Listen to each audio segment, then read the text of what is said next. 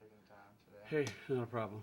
So it's a 6.9 across the board and 6.6 hike for USD. That's correct. Correct. Okay.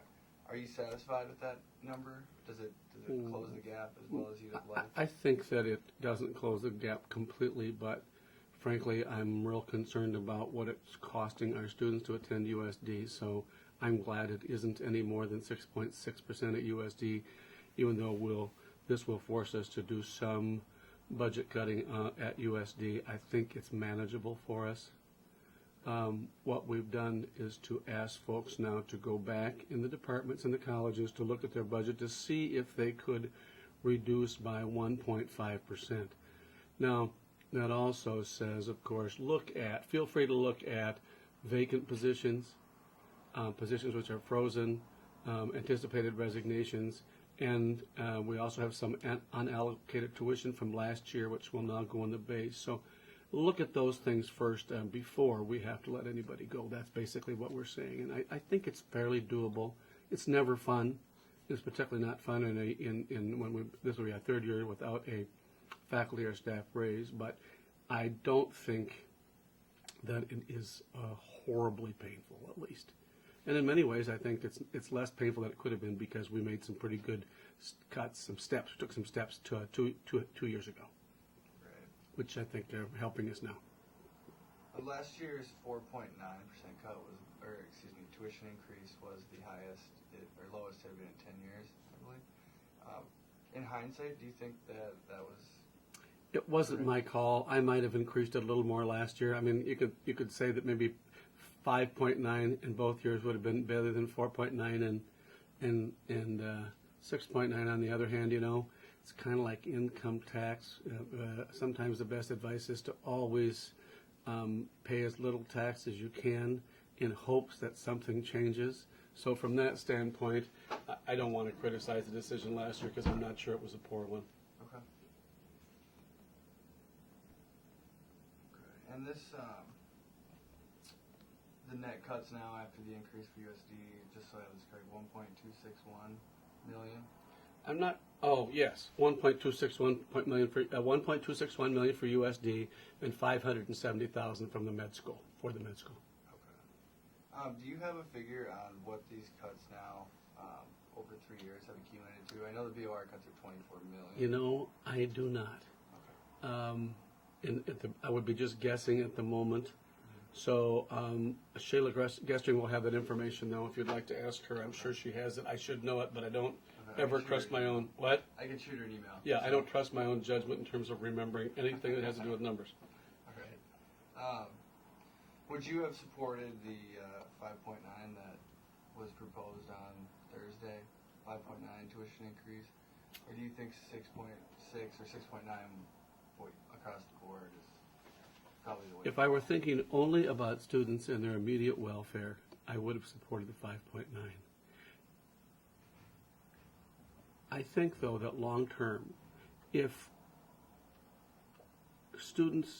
the education that students get here is compromised because of 5.9 as opposed to 6.9, I'd rather have the 6.9, even though it's 1% more painful. I think our students want a quality education, and you can't cut your way to success. So when the budget's cut, we have to take appropriate countermeasures, and I feel that the 6.9% is not inappropriate. Okay. This increase would be about $489 per student with the 6.9%. That sounds about right. I was thinking it was $475 for us, but I'm not sure that that's exactly correct. You think it would be about? It'd be a little less because we're 6.6. Right. Yeah. Okay, 475, roughly. Okay. Okay. Do you think Dugard's approach to this 10% cut across the board? Obviously, we didn't want to see the 10% cut, but now that he's got what he wanted, next year, if cuts are looming, will this be something you'll bring up and say, look, we cut the structural deficit like you said? Yeah. Well, how would those conversations? I know we don't have a crystal ball. Yeah. But since the deficit's supposed to be somewhat fixed. I hope this is the bottom. I really don't think we can go another year without increases to the faculty and staff salary increases. I think that would be a big mistake to go another year. I personally think it's a mistake this year, but I can't control that. The legislature gave Governor Dugard what he wanted. I hope that this is the last cut of any significance that we will have to take in some time. In fact, I hope it reverses. On the other hand, I think we're in for a difficult next 10 years simply because of the mandated increases in Medicaid and the fact that our tax base has declined, not increased. When I say revenue base, tax base, I mean revenue base. Right. We simply are not generating the same amount of taxes monetarily as we were in the past. And that's really what it comes down to. Yeah, with exactly. State education. So, okay. I was reading the Argus report about the tuition increase meeting, and Krogman had said that the BOR is 25th in the nation as far as pricing. Is that what he was talking about? Do you remember him saying? I remember the tenor of the discussion, but I don't exactly remember the remark exactly. Okay. I think his argument was that our education, the cost of education in South Dakota public education is still a fairly decent value, and so he was arguing for a greater increase, I think 8%. Would you support that? I'm glad we didn't have to do that. No, I probably wouldn't. Okay. But then again, it's not my call, so I didn't spend too much time thinking about it. But I was glad the board went for 6.9 instead of 8. Even with the increases, we'll still be lower cost than the 8 surrounding states. We are right? still a good value, but you have to do more than just tuition. You have to add tuition and fees together and then compare that. So I think when you compare the two, tuition and fees with the surrounding states, I think we're quite a good value. Have we noticed? Do you think students have noticed any of the effects of these budget cuts? Anything tangible, something that they would notice in their day-to-day? On campus? Yeah. I really don't think so. You're probably in a better position to answer than I am, although I know that the reporters are not supposed to be asked questions. My perception is that we've handled them pretty well. My guess is that what we haven't done is made investments for the future as much as we should have. We've probably been a little more careful than I would like us to be on hiring. And I think it's fair to say that while we've maintained what aren't we doing? I think that's the better question. What are we not doing that we should be doing and that we could be doing where our finances, if our financial base was a little stronger? But you know what? I don't know that we're different than any other state in the country, with the exception of North Dakota and Wyoming, who seem to have money from oil and gas and other things. Right. Do a lot of the other states have hiring freezes on the public education? They have hiring freezes. They're taking huge cuts. I think Michigan is taking a 22% cut in general. I think it would be general funds a cut. So if you look at that, we're probably not so bad, but that doesn't make it any more fun. Right. I know, just for example, I'm a political science major. Bill Anderson left to the private market. So obviously when the public school systems are kind of in the same boat, the one threat I guess we would have would be the private sector growing. That's true, although, private sector economics hasn't been exactly wonderful either.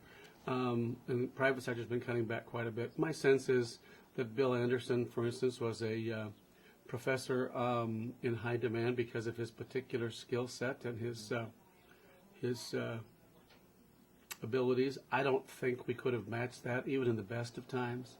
I don't know what his salary is from his new position, but I think it's significantly higher than we would be in a position to pay him. And you know what? I'm sorry for the university, but I'm happy for him. Right. I think he's a great guy and he's a great professor, and he was a wonderful head of the Governmental Research Bureau. I wish we hadn't lost him, but I don't think that this cut made the difference, because I think they offered him so much more that we would not have been able to match it. Right. I guess That's hearsay. I just brought that up because on the Students for Higher Learning Days, Yeah.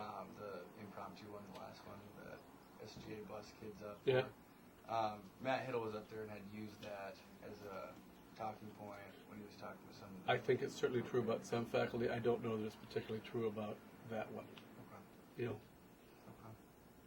would he have stayed for 10% more? That's a good question that he could answer. Right. Right. Do you think we're obviously you said we have? You think it's could be rough for a while, but is the university in a pretty good place considering?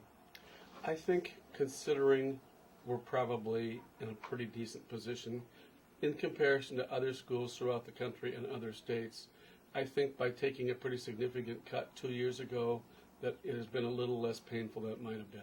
But it was certainly painful two years ago. So this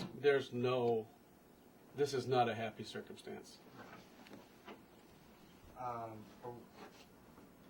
Obviously you don't have a crystal ball, but what do you think the odds are of getting or having to cut some faculty again this year?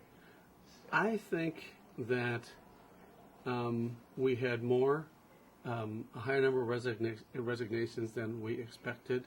I'm hopeful that with unallocated tuition that we're now able to allocate for FY12, that with the vacant positions, and we don't have to say, okay, we're never going to fill this, but maybe there's some positions we can say, look, we can postpone this for 2 years or a year till we get in a little better financial position. I'm hopeful that when the dust is all settled, that we'll be that we won't have to make significant reductions of people who are currently with us.